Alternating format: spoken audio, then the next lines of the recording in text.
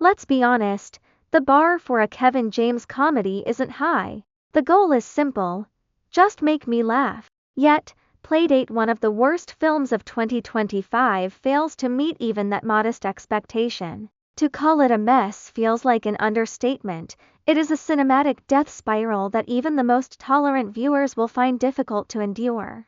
The premise pairs Brian James, a recently unemployed accountant and struggling stepfather, with Jeff Allen Richson, a stay-at-home dad whose son lacks any childlike qualities. After a forced setup, the two embark on a playdate that quickly devolves into a mindlessly predictable action comedy. Unfortunately, the film is devoid of decent action, and Darren Tiernan's cinematography is so shaky I genuinely wondered if I was watching an Earthquake remake. While the straight-to-streaming label has lost its stigma recently, Playdate feels like a regressive throwback to a mid-80s straight-to-VHS mind number. The comedy is equally dismal. Despite a supporting cast featuring heavy hitters like Alan Tudyk, Paul Walter Hauser, Stephen Root, and Isla Fisher, the script gives everyone a single note to play, and they strike it repeatedly until it becomes painful. Watching Kevin James try to salvage this disaster is downright heartbreaking.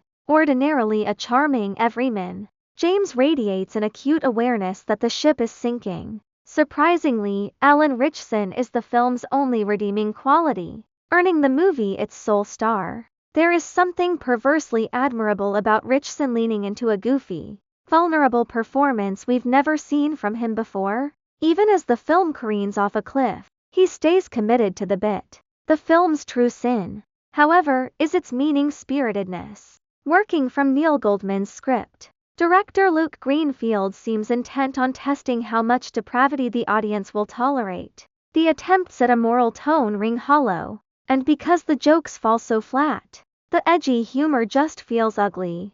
This is exemplified in a third act revealing where Jeff's character is forced into a contradiction that undermines everything we've seen. I'm a critic with a notoriously high tolerance for cinematic dregs. I even gave Bucky Larson a decent review, but Playdate is a rare breed of failure. It is a cynical, vacant, and often unpleasant experience that manages to waste a talented cast and a promising comedic duo. If you are looking for a laugh, look elsewhere.